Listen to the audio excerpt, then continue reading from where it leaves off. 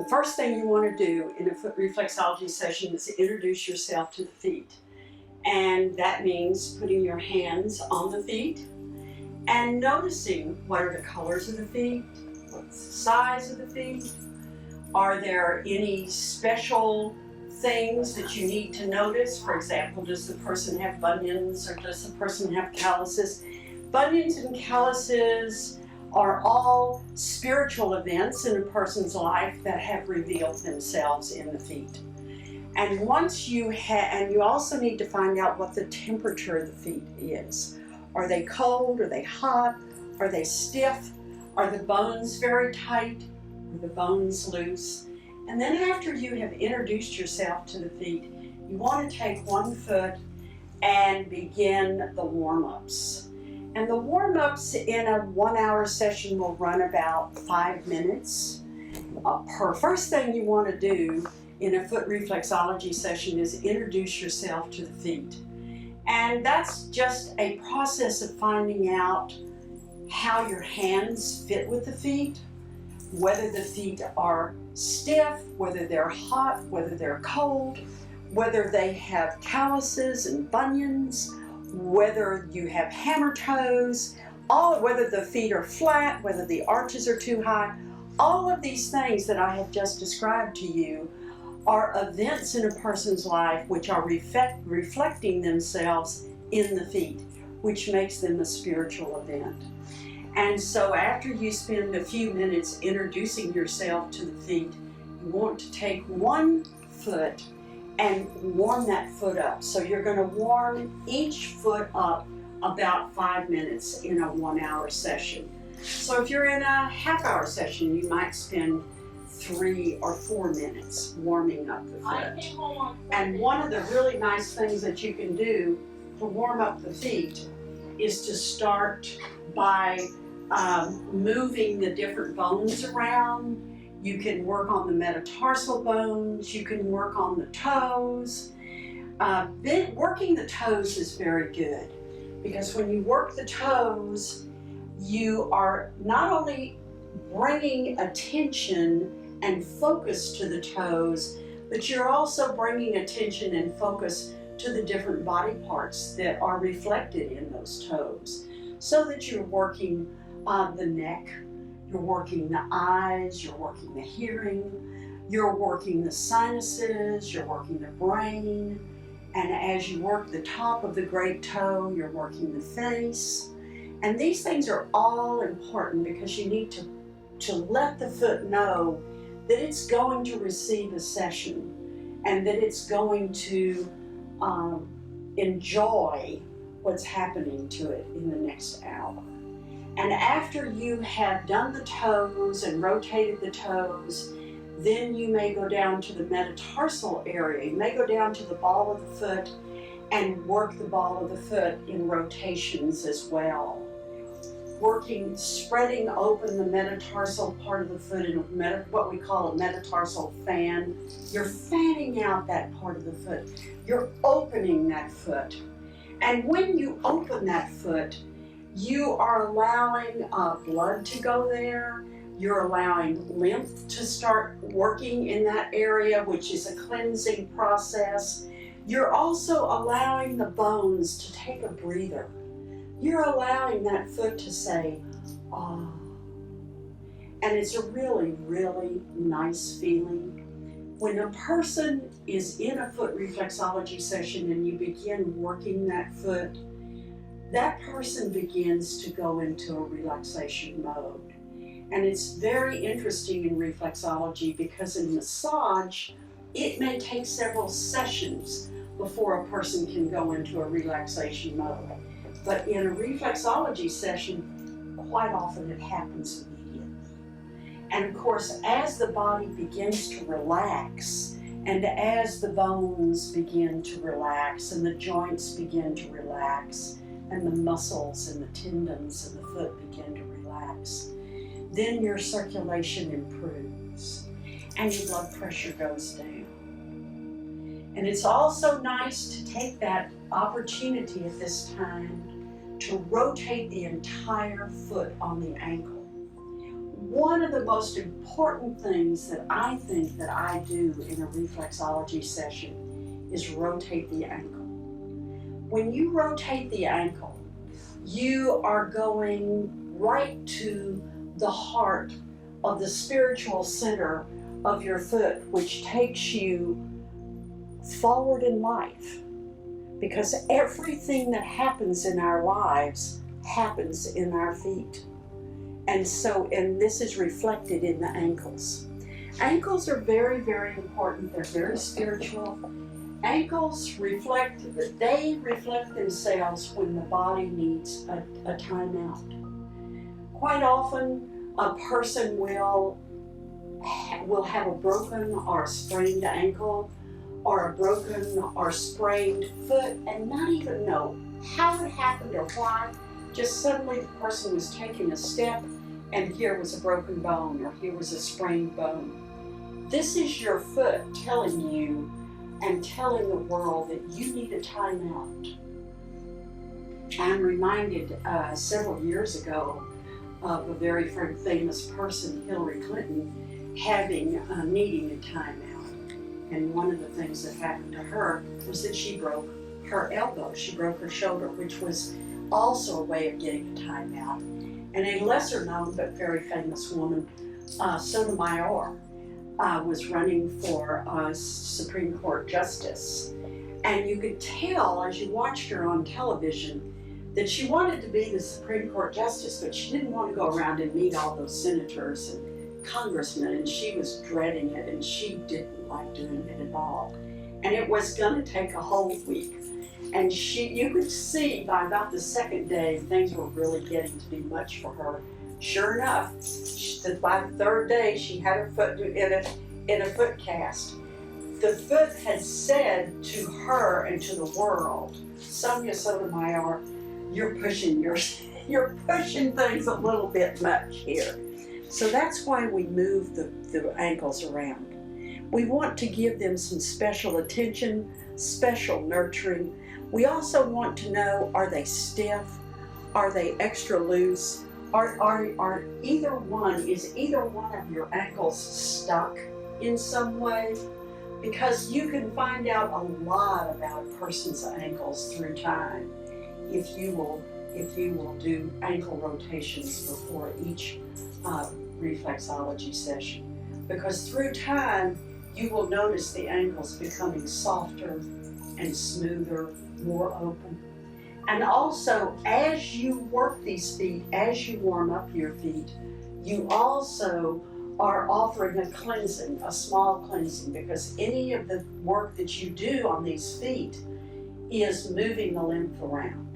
And when you move the lymph around in a foot reflexology session, you are cleaning out toxins in the body, because the lymphatic system is your sewer system. So you're working on cleaning house is what you're doing when you start the reflexology session. And when you start working the toes, you're doing some very interesting things. For one thing, you're working the sinuses. And there are certain times of the year when the sinuses are just inundated with problems and they all start acting up. And this is a good time for a person to book a reflexology session. And if you are a person who has sinus issues, you may want to book your reflexology sessions about once a week, all year long. It takes a commitment because sinusitis and sinus afflictions are with us forever. So really, you can also get allergy shots, which I do, but I have supplemented the allergy shots with the sinus work on the reflexology work on the feet, because it really, really does help. And as you go along from toe to toe, you're going to come to the great toe, and that's where you're going to find your pituitary gland. And the pituitary gland is found in two places on the toe. A lot of foot reflexologists find the pituitary gland on the inner side of the toe, and a lot of foot reflexologists find it on the outer side of the toe. which is where I believe it is more often than not. And the pituitary gland is the mother gland. This is the gland that really controls and organizes and schedules everything that happens in the body. So working the pituitary gland now is a good thing to do. And of course, working the tips of your toes works the brain. And of course, everybody needs their brain work. So giving the tips of your toes some good attention is important.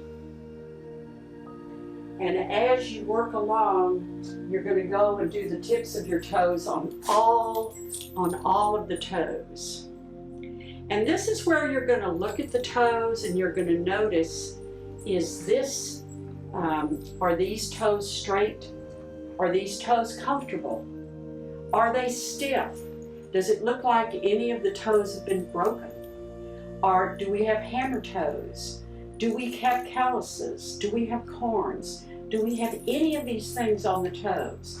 Because if you have calluses and corns, or if you have hammer toes, this is something that you, as a foot reflexologist,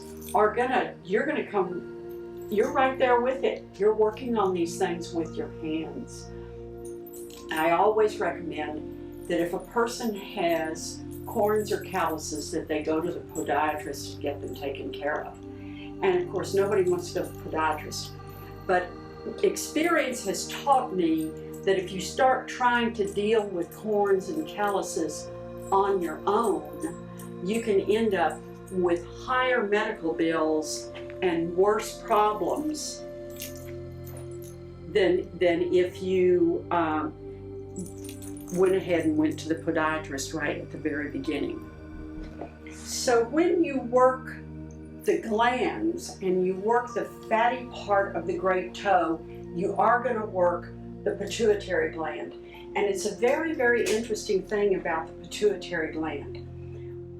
If you have a person that you have been asked to go and offer reflexology to, and that person says, "This is so painful, you cannot touch my feet," then it's generally because of the pituitary.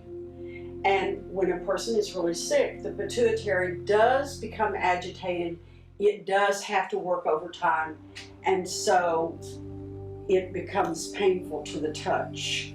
I had one other experience that did not indicate that, but I think that the event that caused it was so traumatic. I had a client who never went to a doctor.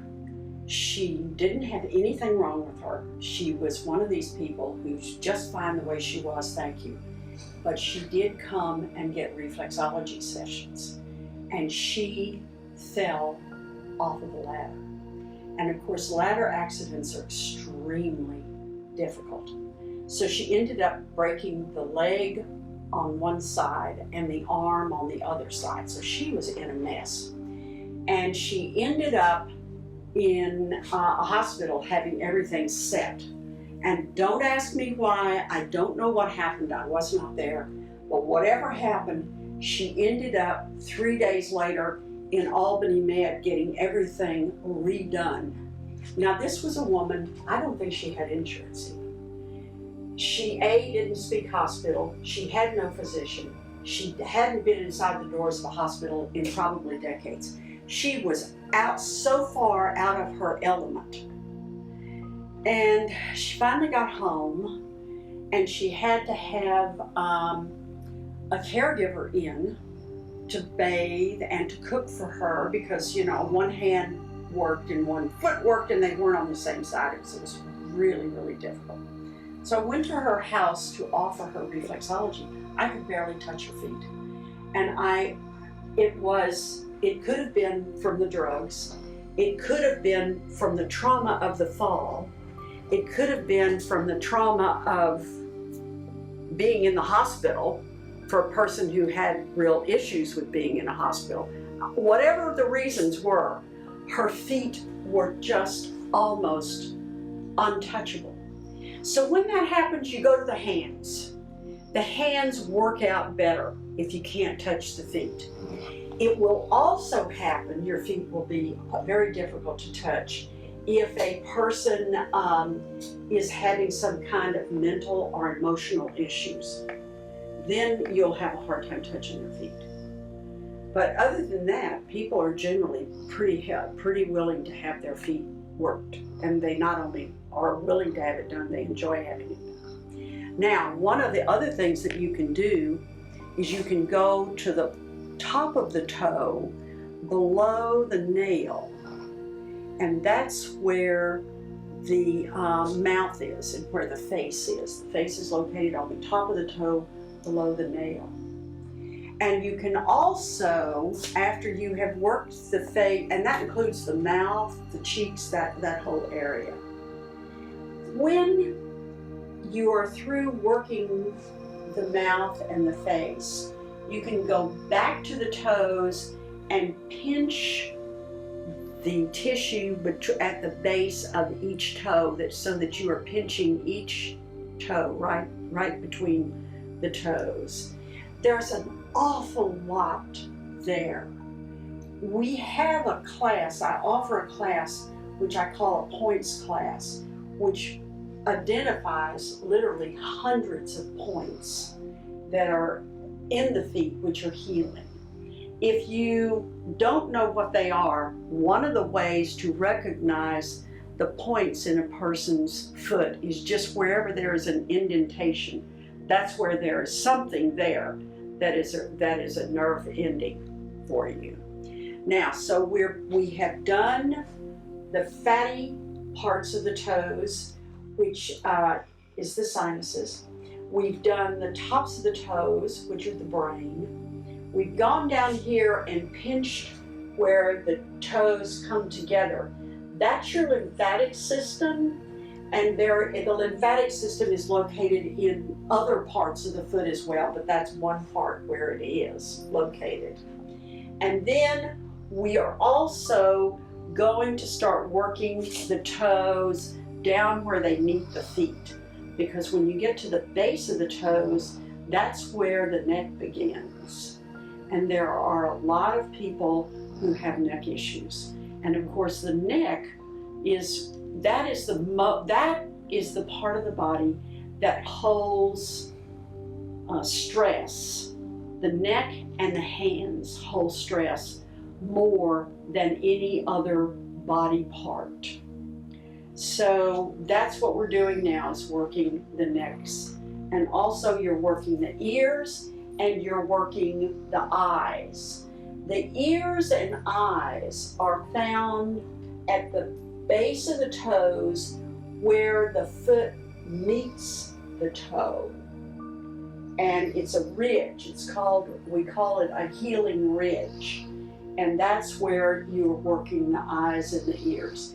Now the eyes and ears are very, very spiritual parts of your body, because hearing is extremely important, and your eyes are so spiritual. You know, we think that we see with our eyes, but we really don't see with our eyes. The light goes into the eye and goes to the back of the eye to where the brain is, and the brain filters what you have seen. And as we go through life, as we experience spiritual changes, our vision changes. I can remember several years ago, because I have some vision problems, and I went to see a physician, an eye physician, was in the waiting room, and I looked around the waiting room and I realized, it was a January, and I realized that everyone that was in that waiting room was in some kind of a coma. And I also realized that several of those people were not going to be with us in a few months. And you know, when you go through changes, then your vision changes. And all of these people had caregivers, and the caregivers had said, these glasses aren't working right. I'm going to take you to see the eye doctor. Well, you know, this is how it is. This is the natural way. When you begin to step into eternity, your vision reflects that. And of course, hearing is the same way. You know, we hear a lot of things. And when you don't hear things, it's frightening, as a matter of fact. I was recently in a cabin in Maine, and I walked out the door and it was completely silent. And I knew that there were a lot of animals out there because I was in the woods. And I also knew that I was new to this area. They had not smelled me before, and they were all on alert, so they weren't making any noise at all. It was very, very interesting. And you know, you can abuse your ears. A lot of people through noise just completely abuse their ears until they finally go deaf. And of course, that's happening more and more. And we all have these hearing aids now because we're old, and so you want to hear the birds singing. And we will notice that as you're working on these toes, that your client is becoming more and more relaxed. And that does happen. And they do quite often begin to snore. And they're not, it's different brain waves. I will not say that she's asleep, but I am saying that all of these muscles have relaxed. And she is in a different state. There's no question about it. And this is very typical in reflexology. It happens all the time. And when this happens at the end of a session and you finally get them up and you tap them on the shoulder and say, okay, it's all over now, you have to spend a few minutes with them and make sure that they get back in real time. Well, if not, they'll go out to the parking lot and get in the car and have a wreck, which has happened. I mean, I had one client who claimed that she was really okay. She went and got in her car and she couldn't get home. So, you know, this is how it works.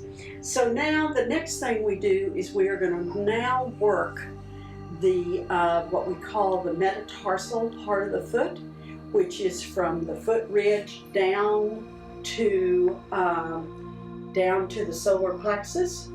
And so you begin by defining this area with the esophagus, and you work the esophagus down between the two toes down to the next part of the foot down. That's absolutely. And then you're going to work the foot on both sides of the esophagus. And this is very interesting because this is from the solar plexus up to the neck, and this is where we hold all of our grief. This is where the lungs are, where the heart is. This is where people have asthma, where they have bronchitis, where they have COPD, and these are all grief issues. And it's very important to work those through all the time and realizing that many, many people who come to your table are grieving. No question about it, they're grieving. So what you want to do is also realize that the heart lies in the left foot. The reflex point of the heart is on the left foot and not on the right. And you're going to work both sides of the feet, and you are essentially working with grief.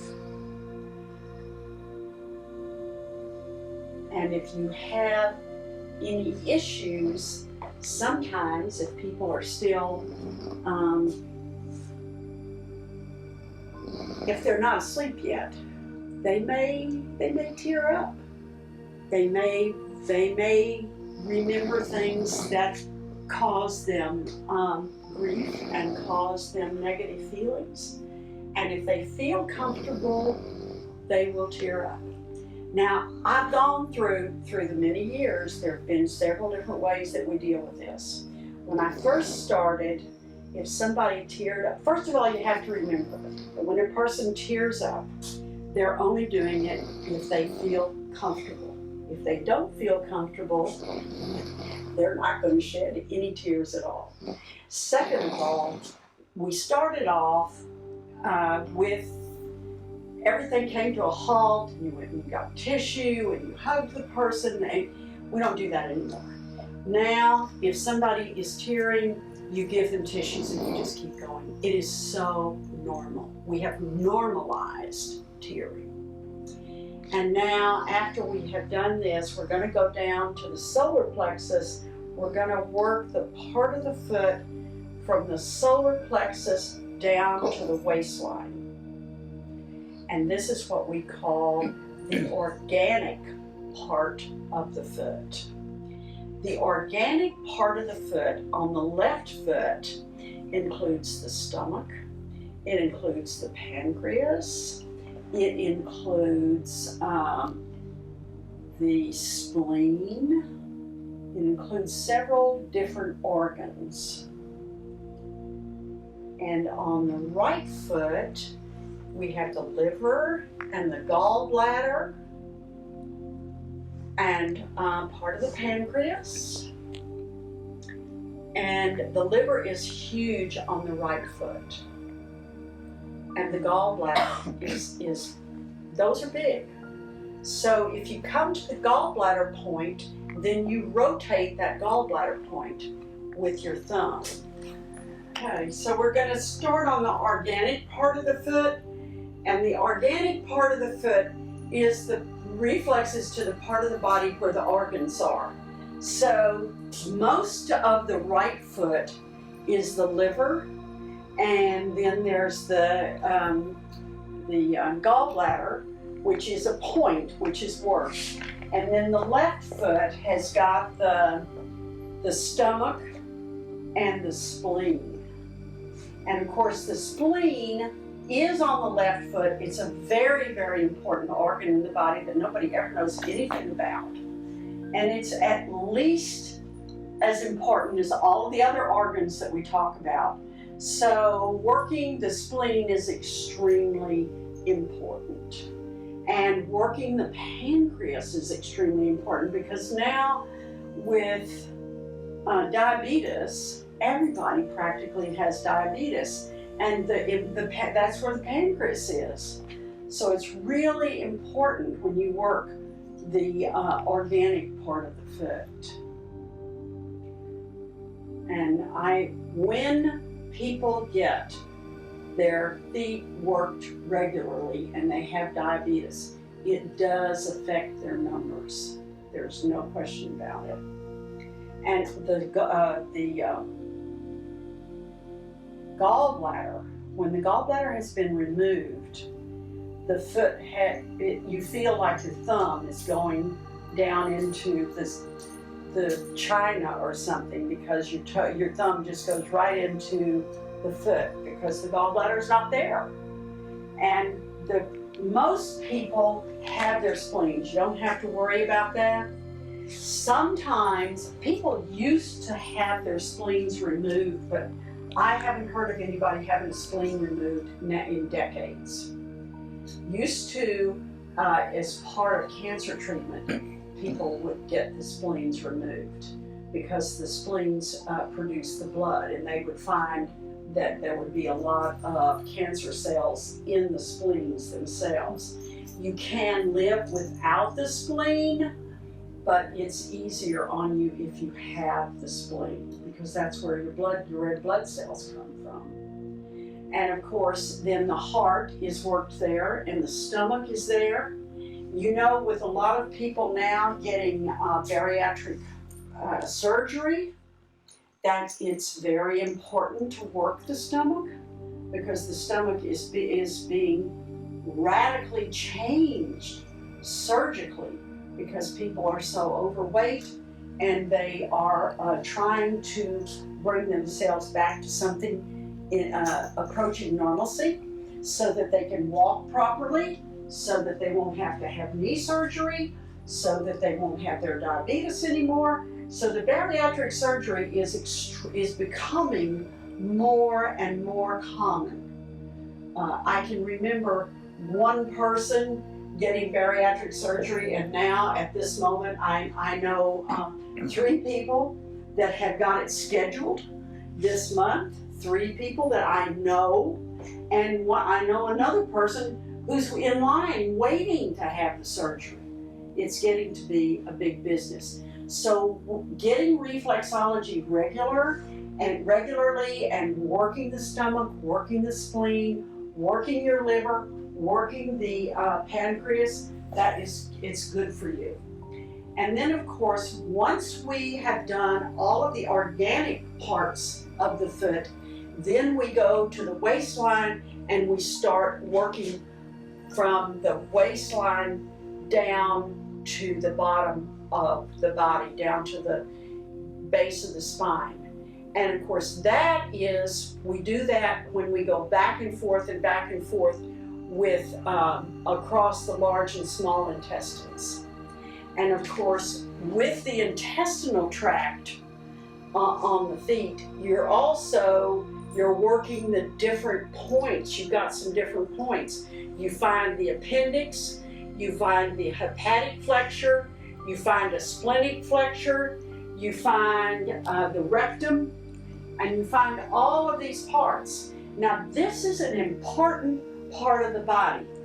When you start talking to people who have been receiving reflexology regularly for a long time, it's hard to find a person who has problems, digestive problems, who has constipation or diarrhea.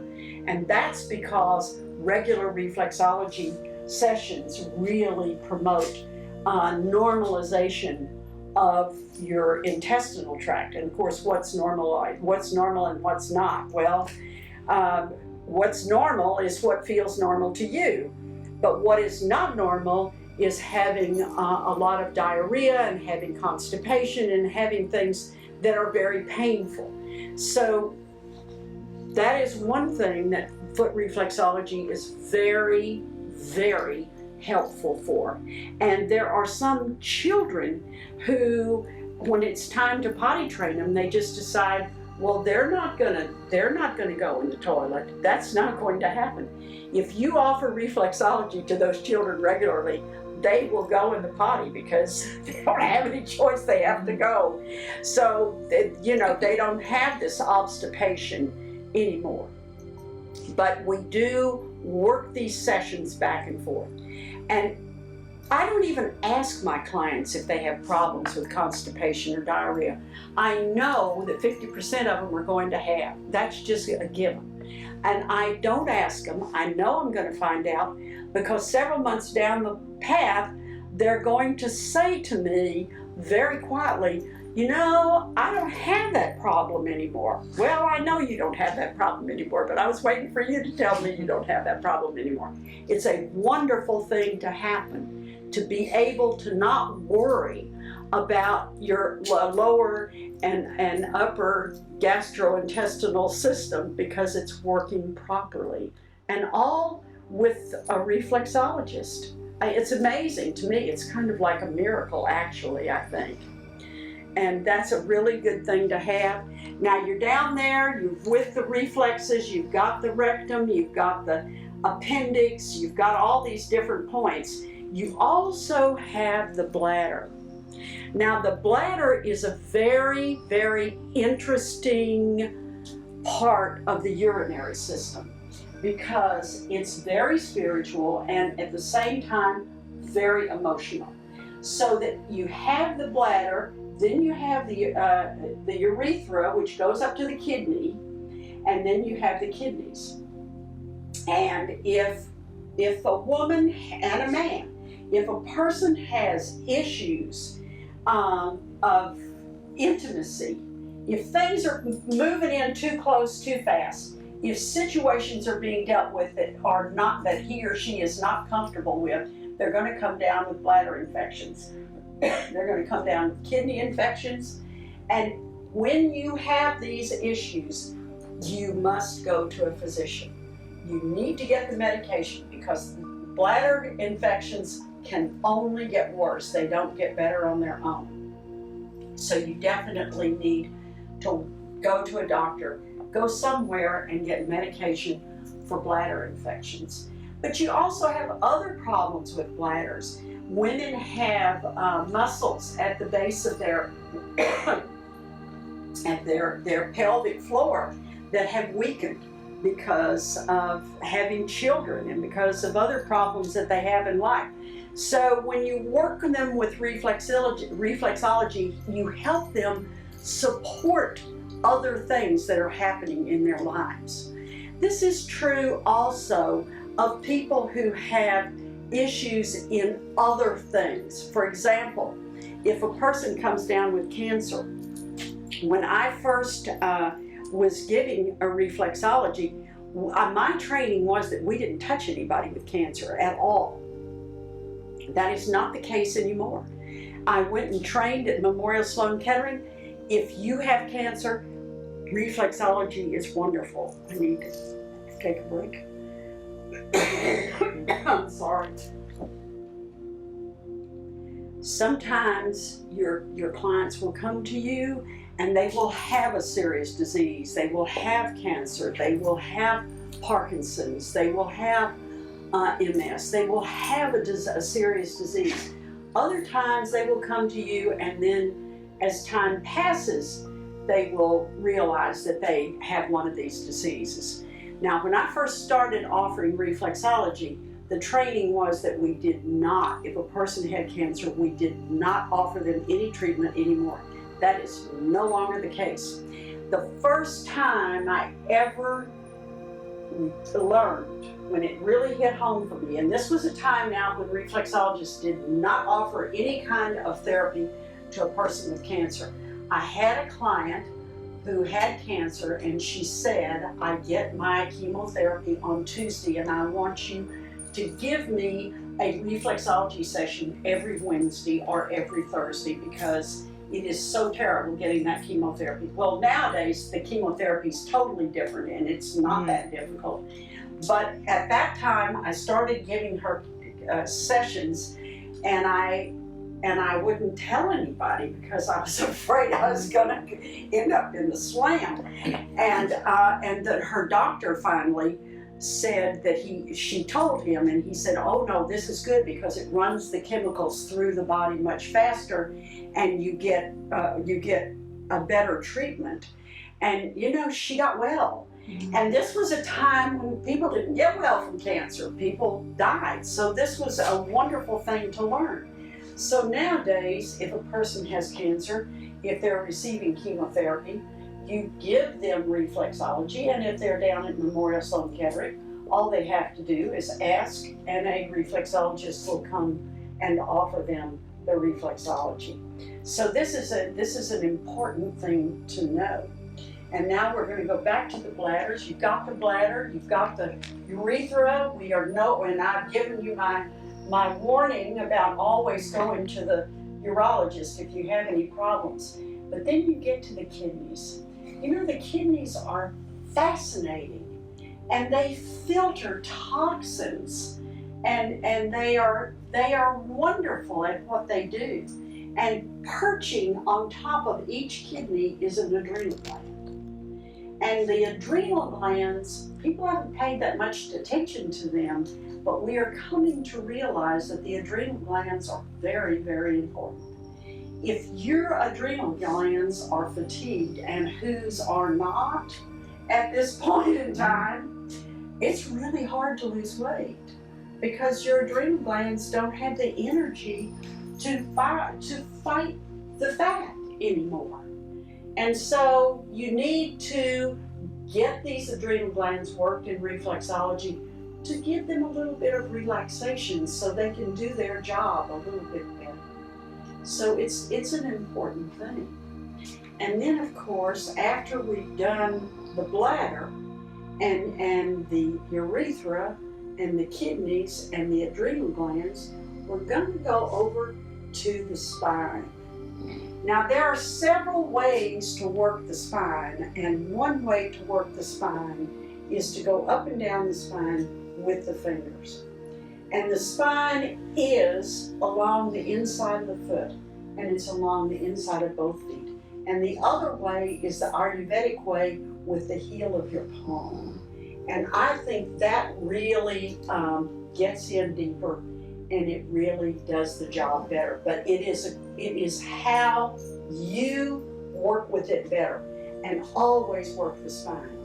If a person comes to you and they have back pain, it's very, very important to work those spines. And if you have a regular client who is suffering with spinal issues, you can pinpoint where that issue is on the foot, and you can work it specifically. So it's a very important thing. Spines, people think in foot reflexology, oh, well, she's got a backache, we're just going to work the whole foot. You want to work the whole foot, but you also want to find out which vertebrae and where is it on the foot. And it's also important, while you're doing this, to realize you're on the outside of the foot, you're doing the spine, but you're also going to go to the other side of the outside of the foot, and you're going to pinch it along the other side of the foot, and that is your lymphatic system. We pinched between the toes, and now we're going to pinch along the lymphatic system, and we're going to pinch along the outside of the foot. That is an extremely important thing, because when you work the lymphatic system, you are giving your body a cleanse. And having a clean lymphatic system is extremely important. And while we are talking about backaches, if a person comes to your table and you can tell by talking to this person that they really want to get back surgery, fine. Whatever it is that the person thinks is going to work for them is going to work for them. Backs are extremely spiritual, and they go with the flow. If your brain feels that you need back surgery, then that is what is going to work for you. So I whatever works for that person is what works for that person, and whatever doesn't, won't. So that's the wisdom of that. The other wisdom is that there are a whole selection of diseases out there that are chronic. Fibromyalgia, chronic fatigue syndrome, Parkinson's disease, multiple sclerosis. There's dozens of these diseases. And you should, if somebody comes to your table and they tell you that they've got MS or Parkinson's or whatever, try to talk them into 5 sessions just to begin with. It's going to take 5 sessions for them to really know how much better they are going to feel with reflexology, because reflexology shines when it comes to a chronic disease. It's wonderful, because people with MS and people with Parkinson's and people who have chronic diseases, it's very important that they receive reflexology.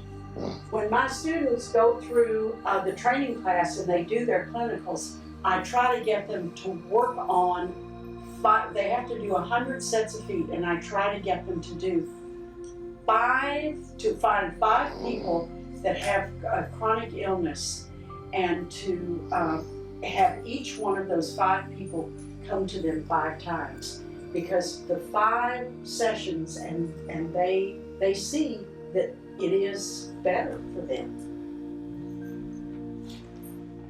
Now, the next thing that we want to do, we've done pretty much the whole bottom of the feet. You've done the spine, you've done the lymphatics, you now want to work the top of the feet.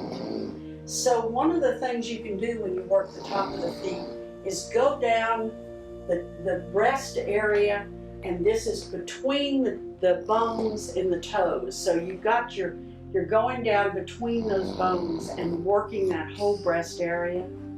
And that is such an important thing. It feels so wonderful to the feet. It's so, you could not ask for a better thing that you can do for a person to make them feel good.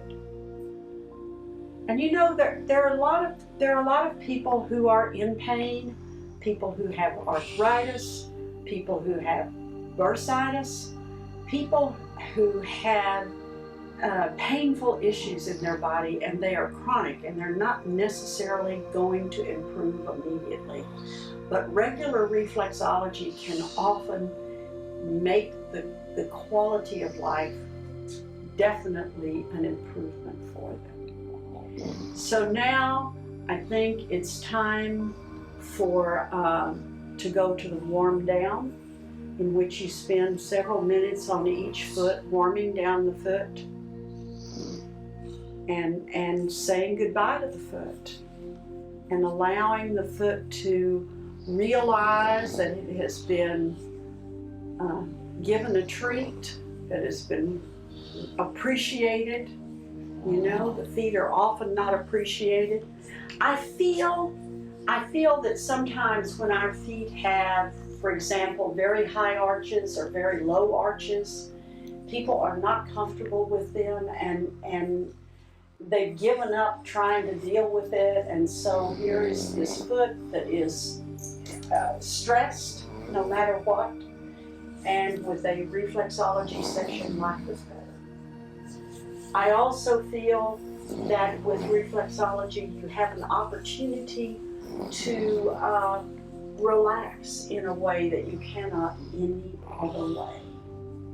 And reflexology is a very easy way to offer a relief and offer therapy. You don't need an awful lot of fancy equipment. You just use your hands, and the person. Touch is an extremely, extremely important therapy in life, because in today's world, fewer and fewer people are touched in a positive way.